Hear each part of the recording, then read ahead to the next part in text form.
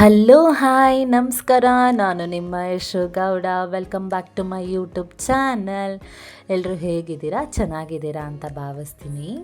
So ಇವತ್ತು ನಾನು simple and ಟೇಸ್ಟಿಯಾಗಿ ಕ್ಯಾಪ್ಸಿಕಮ್ ರೈಸ್ನ ಮಾಡೋದನ್ನು ಹೇಳ್ಕೊಡ್ತಿದ್ದೀನಿ. ಆ್ಯಂಡ್ ಇದು ತುಂಬ ಚೆನ್ನಾಗಿರುತ್ತೆ. ನೀವು ಕೂಡ ಮಿಸ್ ಮಾಡದೆ ಟ್ರೈ ಮಾಡಿ. ಇದಕ್ಕೆ ಬೇಕಾಗಿರೋಂಥ ಐಟಮ್ಸ್ ಬಂದುಬಿಟ್ಟು ಕ್ಯಾಪ್ಸಿಕಮ್ಮು, ಈರುಳ್ಳಿ, ಟೊಮೆಟೊ, ಕರಿಬೇವು, ಕೊತ್ತಂಬರಿ ಸೊಪ್ಪು. ಇಷ್ಟಿದ್ರೆ ಕ್ಯಾಪ್ಸಿಕಮ್ ರೈಸ್ ರೆಡಿ ಆಗುತ್ತೆ. ಆ್ಯಂಡ್ ಒಗ್ಗರಣೆಗೆ ಬೇಕಾಗಿರೋಂಥ ಐಟಮ್ಸ್ ಒಗ್ಗರಣೆ ಹಾಕ್ತಾನೆ ಹೇಳ್ಕೊಡ್ತೀನಿ. ಸೊ ಒಂದು ಪ್ಯಾನ್ ಇಟ್ಕೊಂಡು ಒಂದು ಸ್ವಲ್ಪ ಆಯಿಲು, ಸಾಸಿವೆ, ಕಡಲೆಬೇಳೆ, ಕಡಲೆಬೀಜ ಹಾಕ್ಕೊಂಡು ಚೆನ್ನಾಗಿ ಫ್ರೈ ಮಾಡ್ಕೊಳ್ಳಿ. ಅದಾದಮೇಲೆ ಸ್ವಲ್ಪ ಕರಿಬೇವು ಸೊಪ್ಪು ಆ್ಯಂಡ್ ಸ್ವಲ್ಪ ಈರುಳ್ಳಿ ಹಾಕ್ಕೊಂಡು ಚೆನ್ನಾಗಿ ಫ್ರೈ ಮಾಡ್ಕೊಳ್ಳಿ. ಇಲ್ಲಿ ಮೇಯ್ನಾಗಿ ಏನು ಅಂದರೆ ಈರುಳ್ಳಿ ಮತ್ತು ಟೊಮೆಟೊನ ಚಿಕ್ಕದಾಗಿ ಹೆಚ್ಚಿಟ್ಕೊಳ್ಳಿ. ಬಿಕಾಸ್ ಅದು ಬೇಗನೂ ಬೇಯುತ್ತೆ, ತಿನ್ನೋಕ್ಕೂ ಕೂಡ ಚೆನ್ನಾಗಿರುತ್ತೆ. ಅದಾದಮೇಲೆ ಟೊಮೆಟೊ ಹಾಕ್ಕೊಂಡು ಚೆನ್ನಾಗಿ ಫ್ರೈ ಮಾಡ್ಕೊಳ್ಳಿ. ಅದಾದಮೇಲೆ ಸ್ವಲ್ಪ ರುಚಿಗೆ ತಕ್ಕಷ್ಟು ಉಪ್ಪು ಮತ್ತು ಅರಿಶಿನ ಪುಡಿ ಇಷ್ಟನ್ನು ಹಾಕ್ಕೊಂಡು ಚೆನ್ನಾಗಿ ಮಿಕ್ಸ್ ಮಾಡಿಕೊಂಡು ಚೆನ್ನಾಗಿ ಫ್ರೈ ಮಾಡ್ಕೊಳ್ಳಿ. ಸೊ ಟೊಮೆಟೊ ಒಂದು ಸ್ವಲ್ಪ ಬೇಯೋವರೆಗೂ ಒಂದು 2 to 3 ಮಿನಿಟ್ಸು ಚೆನ್ನಾಗಿ ಫ್ರೈ ಮಾಡ್ಕೊತಾ ಇರಿ. ಯಾಕಂದರೆ ಟೊಮೆಟೊ ಒಂದು ಸ್ವಲ್ಪ ಬೇಯೋದು ಲೇಟ್ ಅಲ್ವಾ, ಅದಕ್ಕೆ ನಾನು ಹೇಳಿದ್ದು ಚಿಕ್ಕದಾಗಿ ಕಟ್ ಮಾಡಿಕೊಂಡ್ರೆ ಜಾಸ್ತಿ ಟೈಮ್ ತೊಗೊಳೋಕ್ಕಿಂತ ಒಂದು ಸ್ವಲ್ಪ ಕಮ್ಮಿ ಟೈಮಲ್ಲೇ ಬೇಗ ಬೇಯುತ್ತೆ ಅಂತ. ಅದಾದಮೇಲೆ ಕ್ಯಾಪ್ಸಿಕಮ್ನ ಹಾಕ್ಕೊಂಡು ಚೆನ್ನಾಗಿ ಮಿಕ್ಸ್ ಮಾಡ್ಕೊಳ್ಳಿ. ಇಲ್ಲಿ ಕ್ಯಾಪ್ಸಿಕಮ್ನು ಕೂಡ ನಾನು ಚಿಕ್ಕದಾಗಿ ಹೆಚ್ಚಿಟ್ಕೊಂಡಿದ್ದೀನಿ.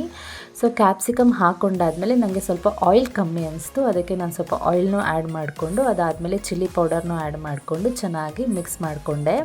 ಇದನ್ನು ಲಿಡ್ ಕ್ಲೋಸ್ ಮಾಡಿ 1 to 3 ಮಿನಿಟ್ಸ್ ಹಾಗೆಯೇ ಎಣ್ಣೆಲೇ ಸ್ವಲ್ಪ ಫ್ರೈ ಮಾಡಿಕೊಂಡೆ, ಅಂದರೆ ಹಂಗೆ ಬೇಯಿಸ್ಕೊಂಡೆ.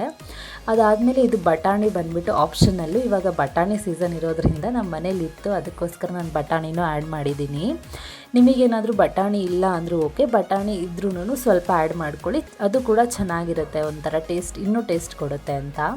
ಸೊ ಅದಾದಮೇಲೆ ಫೈನಲ್ಲಾಗಿ ರೈಸ್ನ ಆ್ಯಡ್ ಮಾಡಿಕೊಂಡು ಚೆನ್ನಾಗಿ ಮಿಕ್ಸ್ ಮಾಡ್ಕೊಳ್ಳಿ. ಇಲ್ಲಿ ನಾನು ಒಂದು 3/4 ಪಾವ್ ಅಕ್ಕಿ ತೊಗೊಂಡಿದ್ದೀನಿ. ಆ 3/4 ಪಾವ್ ಅಕ್ಕಿಲೂ ಒಂದು ಸ್ವಲ್ಪ ಅನ್ನ ಉಳಿಸ್ಕೊಂಡು ಇನ್ನು ಮಿಕ್ಕಿದ ಅನ್ನ ಹಾಕ್ಕೊಂಡು ಚೆನ್ನಾಗಿ ಮಿಕ್ಸ್ ಮಾಡ್ಕೊತಾ ಇದ್ದೀನಿ. ಇಲ್ಲೇ ನೀವೇ ನೋಡಿ ಎಷ್ಟು ಚೆನ್ನಾಗಿ ಕಾಣ್ತಾ ಇದೆ ಅಂತ.